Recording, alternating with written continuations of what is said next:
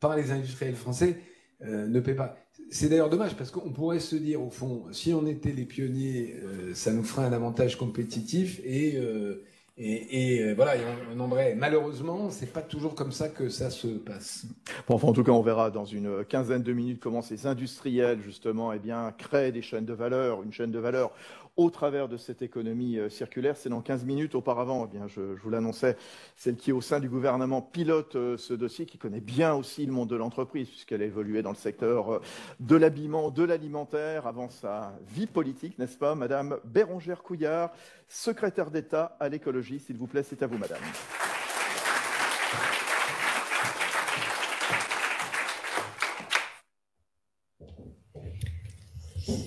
Monsieur le Président, Geoffroy Roux de Bézieux, Mesdames et Messieurs, bonjour à tous.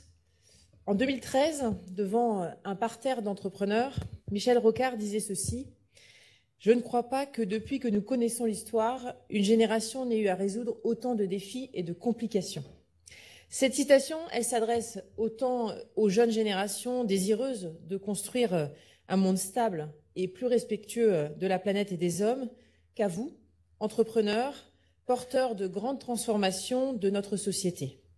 J'en suis d'autant plus persuadée que je viens, ça a été dit d'ailleurs juste à l'instant, je viens du monde de l'entreprise et je n'ai aucun mal à dire que je crois en elle. Je suis donc ravie d'avoir l'opportunité de parler devant vous aujourd'hui pour faire avec vous le bilan d'une loi majeure du précédent quinquennat écrite pour relever le grand défi de l'économie circulaire. Donc il y a 3 ans, la loi anti-gaspillage pour une économie circulaire était adoptée par le Parlement. C'était le 10 février 2020 à l'unanimité et dès la première lecture, ce qui est déjà un symbole fort et qui montre l'attente d'une partie, en tout cas des concitoyens, en tout cas de ceux qui les représentent. 130 articles de loi, 200 textes réglementaires plus tard, il est venu le temps de faire un premier bilan de cette loi qui va accompagner donc les transformations de notre société jusqu'en 2030 et sans doute au-delà.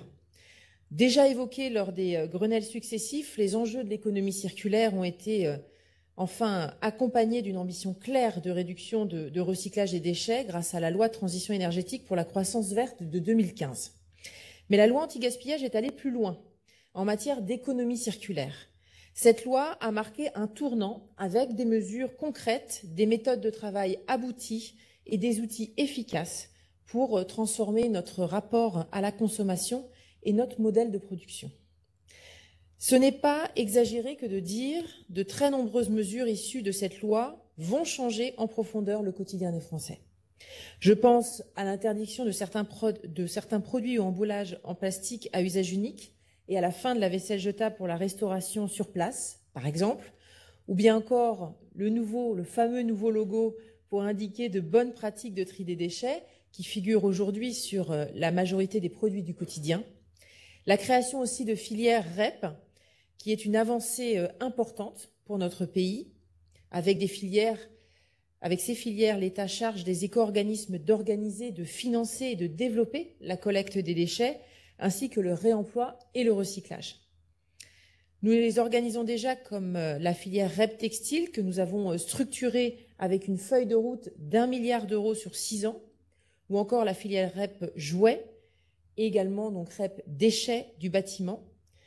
L'impact pour les territoires et les secteurs économiques concernés sera majeur. Cette loi, elle est la conséquence d'un large travail de concertation lors duquel les entreprises et les fédérations se sont mobilisées pour participer à la co-construction de plusieurs centaines de textes réglementaires. Je veux profiter de ma présence ici aujourd'hui pour remercier sincèrement les équipes du MEDEF et les élus d'avoir participé activement au dialogue et à la co-construction de ce texte en particulier, malgré le fait que nous ne partagions pas toujours l'objectif de certaines mesures. Certains ont, à contrario, choisi la voie des contentieux juridiques, je le regrette, mais je sais qu'une majorité des acteurs économiques ne partagent pas cette stratégie. Ces contentieux peuvent d'ailleurs se révéler contre-productifs en mettant fin au compromis qui avait été trouvé.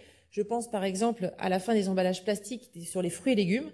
Le contentieux a mis fin à la progressivité d'application de cette interdiction pour revenir à une lecture plus stricte de la loi. Donc je le déplore, mais nous saurons nous adapter pour maintenir l'ambition qui est la nôtre sur ce sujet. Croyez-moi, je reste lucide face à ce bilan.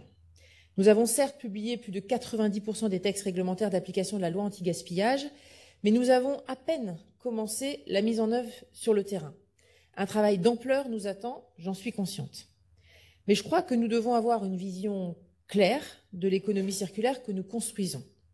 Ma vision de l'économie circulaire, c'est une économie qui sera largement transformée par les entreprises elles-mêmes. Nous changerons véritablement de modèle de consommation quand nous aurons changé de modèle de production.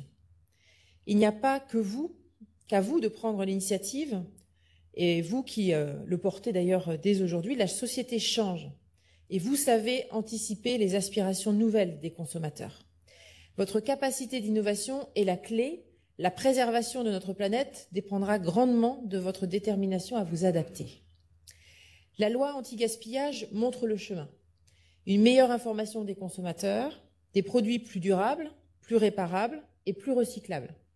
C'est l'horizon que nous visons et c'est l'horizon que nous devons atteindre ensemble. Je sais que cela nécessite de donner du temps et surtout de la visibilité aux entreprises. Je suis consciente également que ces transformations rencontreront des résistances. C'est la théorie empirique des 3 tiers que je crois applicable à la transition écologique. 1 tiers des entreprises anticipent déjà, se préparent aux nouvelles réglementations environnementales. Un second tiers suit le mouvement et s'adaptera non sans difficulté au changement du monde.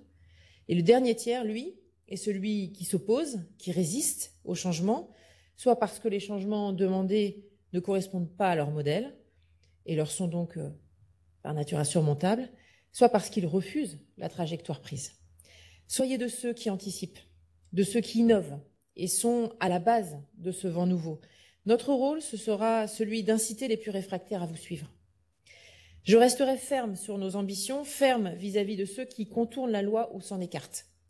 Parce que si je ne le suis pas, ce seront les entreprises qui auront fait l'effort justement d'investir, de repenser leur éco-conception, de modifier leurs pratiques qui se retrouveront pénalisées.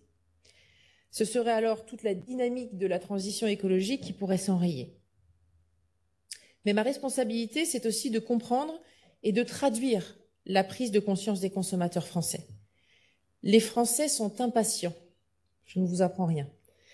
Ils veulent que nous agissions vite pour la planète, vite pour construire cette économie circulaire, vite pour achever cette transition écologique nécessaire. Ils ne comprennent pas, par exemple, que des microplastiques soient encore appliqués dans les produits, parfois juste pour en améliorer la texture ou la brillance, que ces microplastiques se retrouvent dans l'eau qu'ils consomment et dans leurs assiettes, et que certaines grandes entreprises demandent aujourd'hui des délais de 15 ans pour mettre fin à ces microplastiques. C'est à la fois la difficulté de ma mission que de résoudre ces contradictions pour trouver un chemin ambitieux et en même temps réaliste. Je sais que cette impatience se heurte au temps nécessaire à l'évolution des modèles économiques et à la capacité d'adaptation des entreprises. Cela aussi, je le perçois. Mais je souhaite vous partager une conviction. S'opposer au courant ne dure qu'un temps et peut nous faire trébucher. S'opposer et freiner la transition écologique accroît la radicalisation des mouvements écologistes et la défiance des citoyens à l'égard du monde économique.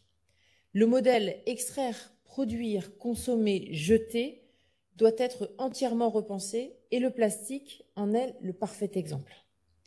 Oui, le plastique, c'est pratique. Trop même. Et nous en avons, je crois pouvoir dire, abusé. En 2030, nous devrons être en capacité de recycler 90% des bouteilles plastiques. Et d'ici 2040, nous devrons avoir mis fin aux emballages plastiques à usage unique dans tous les secteurs. Le temps industriel peut être long, mais le temps de l'homme, de l'humanité, si nous poursuivons cette trajectoire, il nous est compté. Nous ne pouvons plus attendre plus longtemps pour construire ce nouveau modèle. La loi anti-gaspillage, je vous rassure, elle inspire. Plusieurs textes européens adoptés récemment ou en discussion reprennent des mesures de cette loi, tels que le règlement batterie, le projet de règlement éco-design, le projet de restriction sur les microplastiques ou encore le nouveau projet de règlement sur les emballages. Nous allons continuer à convaincre au niveau européen. Les Français comptent sur nous, les Français comptent sur vous. Ils croient autant que moi que votre force de mobilisation dans votre capacité à faire bouger les lignes. Chaque initiative sera un espoir supplémentaire pour relever le défi du règlement climatique et de l'extinction de la biodiversité. Alors, je vous propose que nous continuions à travailler main dans la main pour réussir. Je vous remercie.